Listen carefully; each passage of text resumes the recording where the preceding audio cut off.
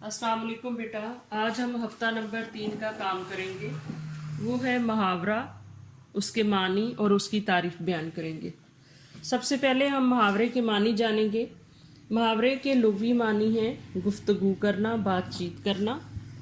मुहावरा उस कलमे या कलाम को कहते हैं जो अहले ज़बान के असलूब बयां के मुताबिक हो और अपने हकीकी मानी में नहीं बल्कि मजाजी मानी में इस्तेमाल हो। मुहावरा हमेशा दो या दो से ज़्यादा अल्फाज से मिलकर बनता है।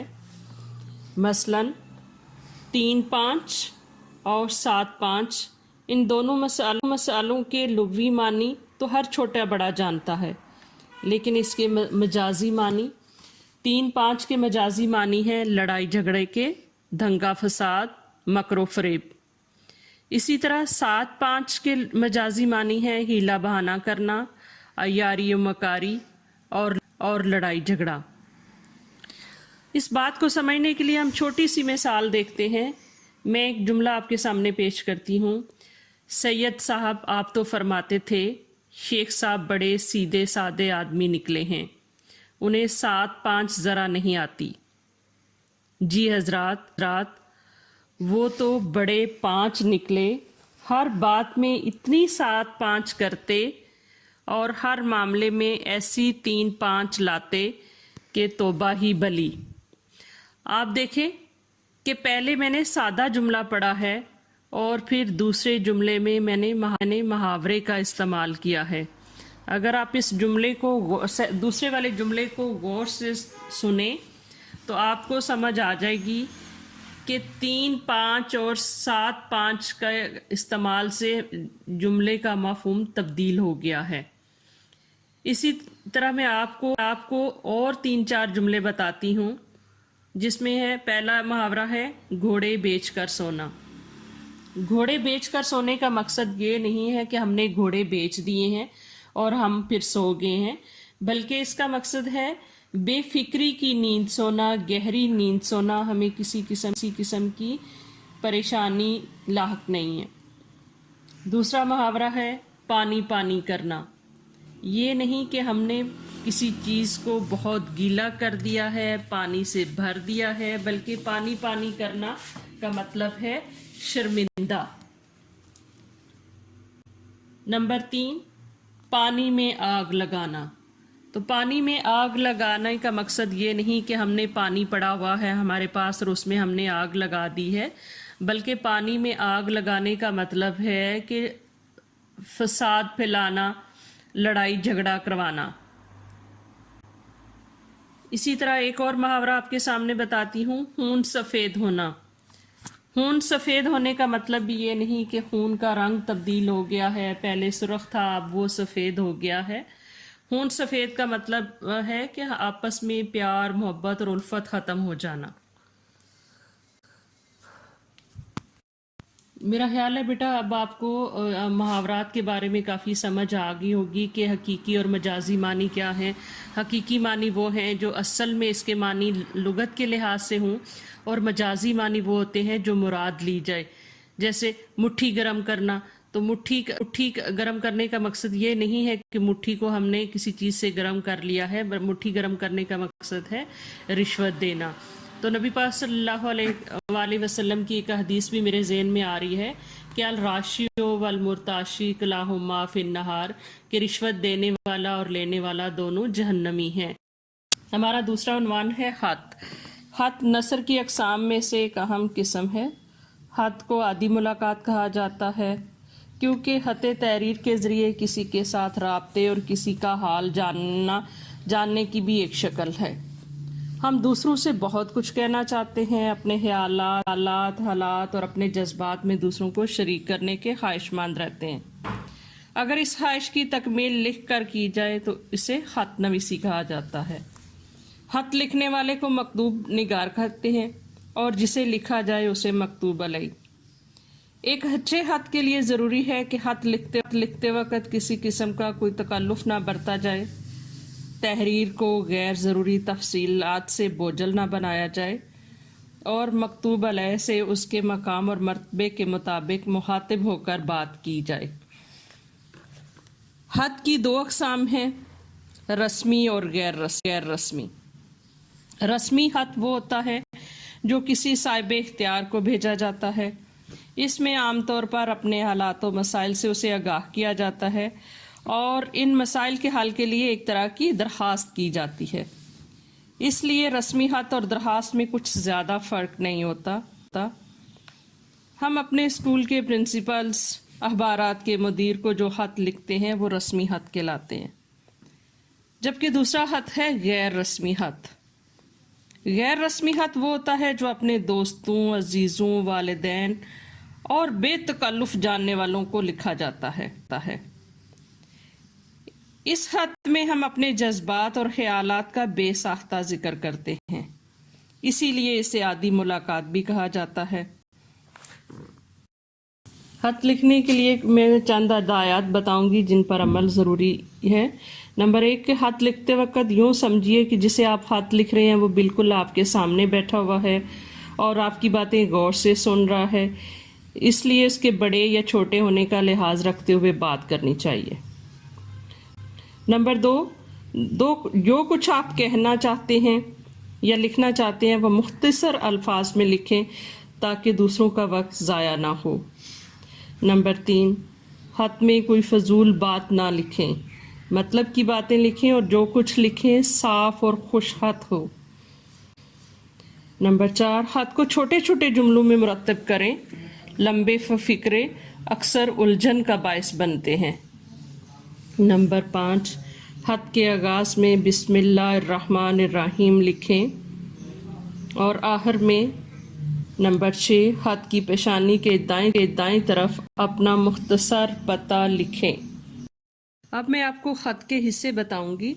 خط کو 6 حصوں میں تقسیم کیا جا سکتا ہے۔ نمبر 1 لکھنے کا مقام اور تاریخ۔ نمبر 2 القاب و آداب۔ نمبر 3 خط کا مضمون اور 4 اختتام۔ 5 مکتوب نگار کا نام اور نمبر 6 مکتوب نگار کا پتہ۔ ہمارا آج کا عنوان ہے نعت۔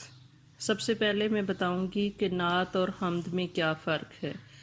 نعت ایسی نظم کو کہتے ہیں جس میں نبی پاک صلی اللہ علیہ وآلہ وسلم کی تعریف بیان کی جائے، اور حمد ایسی نظم کو کہتے ہیں جس میں اللہ تعالیٰ کی تعریف بیان کی جائے۔ نعت کا سب سے پہلے میں مرکزی خیال بتاتی ہوں۔ حضرت محمد صلی اللہ علیہ وآلہ وسلم کو دونوں جہانوں کو خوبصورت بنانے کے لیے اس دنیا میں بھیجا گیا۔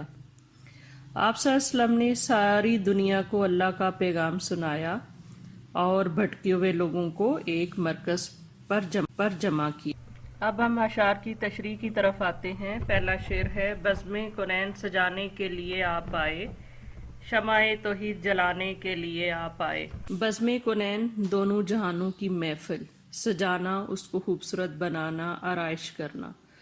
شمع توحید، شمع چراغ، توحید اللہ کو ایک ماننا۔ اللہ تعالیٰ کو ایک ماننے کا چراغ روشن کس نے کیا؟ آپ صلی اللہ علیہ وآلہ وسلم نے۔ تو اس شعر میں بتایا گیا ہے کہ حضرت محمد صلی اللہ علیہ وآلہ وسلم جب اس دنیا میں تشریف لائے تو آپ کی آمد سے پوری دنیا میں خوبصورتی پھیل گئی۔ جو لوگ صدیوں سے برائیوں میں ڈوبے ہوئے تھے، آپ صلی اللہ علیہ وآلہ وسلم کی تعلیمات سے وہ اچھے انسان بن گئے۔ اس طرح ان کی دنیا بھی سنور گئی اور آخرت بھی بہتر ہو گئی۔ جس نے بھی آپ کے پیغام پر عمل کیا، اس نے ہدایت کا راستہ اختیار کر لیا اور وہ اللہ کا نیک بندہ، پسندیدہ بندہ بن گیا۔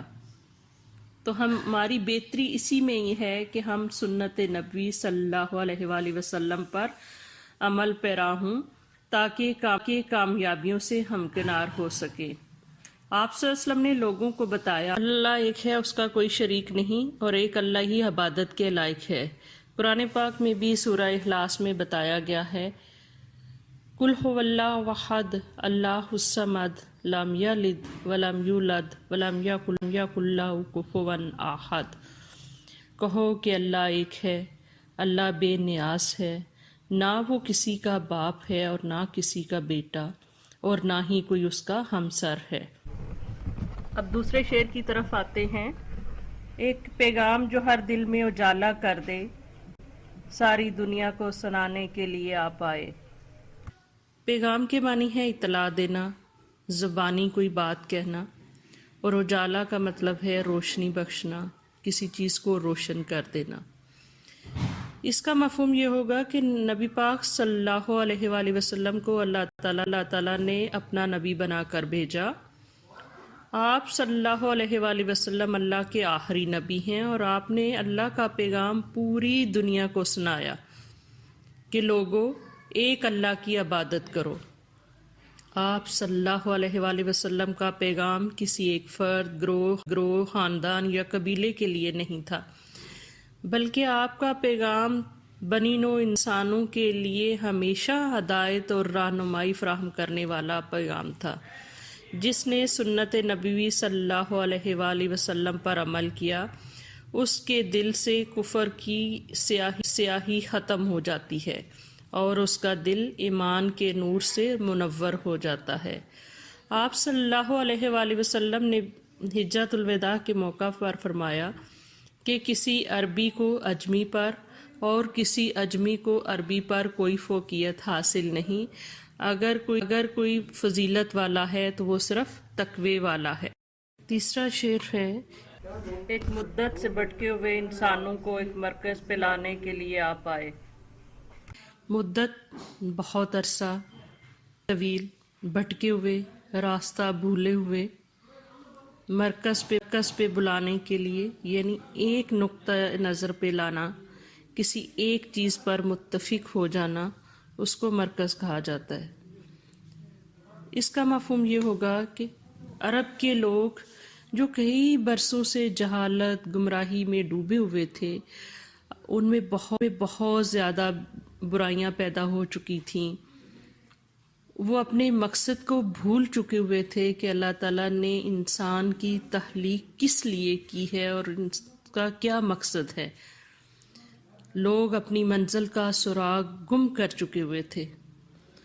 آپ صلی اللہ علیہ وآلہ وسلم نے انہیں ایک مرکز پر جمع کیا، اور وہ مرکز کیا تھا؟ اسلام کے سائے میں جمع کیا، ان کی آپس کی دشمنیوں کو ختم کروایا اور انہیں ایک منزل کا پتہ بتایا جو کامیابی کی طرف گامزن ہے، اور وہ منزل اسلام ہے۔ یعنی جو لوگ اسلام پر کاربند رہتے ہیں وہی صراط مستقیم کا راستہ اختیار کرتے ہیں۔ یعنی آپ صلی اللہ علیہ وآلہ وسلم نے لوگوں کو ایک اللہ کی عبادت کرنے کی طرف بلایا اور ان کو بتایا کہ کامیابی اور کامرانی اسی میں ہے کہ ایک ذات ہے جو پوری کائنات کی خالق، مالک، رازق ہے، اور وہ ذات اللہ کی ذات ہے جو وحدہ لا شریک ہے، اس کا کوئی ثانی نہیں۔ اب ہم شعر نمبر 4 کی طرف آتے ہیں۔ نہ خدا بن کے امڑتے ہوئے طوفانوں میں کشتیاں پار لگانے کے لیے آپ آئے۔ اس شعر میں شاعر اس دور کی بات کر رہا ہے کہ جب آپ صلی اللہ علیہ وآلہ وسلم اس دنیا میں تشریف لائے تو وہ دور اخلاقی اعتبار سے بہت برا دور تھا۔ ہر طرف نفسا نفسی کا عالم تھا۔ لوگ آپس میں قتل و غارت پر تلے رہتے تھے۔ کسی شاعر نے کیا خوب کہا تھا کہ کبھی پانی پینے پلانے پہ جھگڑا اور کبھی گھوڑا آگے دوڑانے پہ جھگڑا۔ یعنی چھوٹی چھوٹی باتوں میں لوگ ایک دوسرے کو قتل کرنے کے لیے تیار رہتے تھے۔ لوگوں میں انسانیت ختم ہو چکی ہوئی تھی، نہ چھوٹوں پر شفقت کی جاتی تھی اور نہ بڑوں کو احترام کی نظر سے دیکھا جاتا تھا۔ اس وقت انسانیت کی کشتی ڈگمگا رہی تھی اور کسی ایسے رہنما کی ضرورت تھی جو اس کشتی کو منزل مقصود تک پہنچا سکے، اور اس کشتی کو منزل مقصود تک پہنچانے کے لیے وہ ذات نبی پاک صلی اللہ علیہ وآلہ وسلم کی ذات تھی جس نے لوگوں کو برائیوں سے بچنے اور اچھائیوں کی طرف مائل ہونے کی طرف گامزن کیا۔ آپ اس دنیا میں تشریف لائے تو آپ نے لوگوں کو حق و صداقت کا پیغام دیا، اچھائی اور برائی میں تمیز کرنا سکھایا اور لوگوں کو بتایا کہ آپ کس طرح چل کر اچھائی کی طرف جا سکتے ہیں۔ اب ہم اگلے شعر کی طرف آتے ہیں۔ قافلے والے بھٹک جائیں نہ منزل سے کہیں، دور تک راہ دکھانے کے لیے آپ آئے۔ قافلے کا مطلب ہے کارواں، بھٹکنا راستہ بھول جانا، منزل پہنچنے کی جگہ یا قیام کرنے کی جگہ، راستہ بتلانا رہنمائی کرنا۔ تو اس شعر کا یہ مفہوم ہوگا کہ جب کوئی لوگ مل کر سفر کرتے ہیں تو وہ اپنے میں سے کسی ایک شخص کو اپنا امیر بنا لیتے ہیں یا اسے اپنا راہبر چن لیتے ہیں تاکہ وہ اس کی قیادت میں اپنا سفر طے کر سکیں اور انہیں سفر میں کسی قسم کی پریشانی نہ ہو۔ اور راہبر یا امیر ہمیشہ ایسے شخص کو چنا جاتا ہے جو اس راستے سے واقف ہو۔ اگر وہ واقف نہیں ہوگا تو قافلہ جو ہے وہ بھٹک جائے گا، وہ راستہ بھول جائے گا۔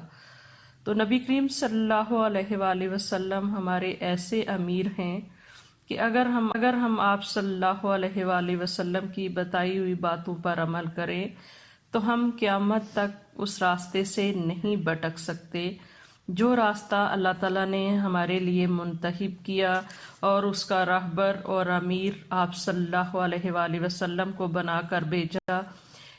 یعنی مسلمان اگر سنت نبوی پر عمل پیرا ہو کر زندگی بسر کریں تو ہمیشہ کامیابی ان کے قدم چومتی رہے گی۔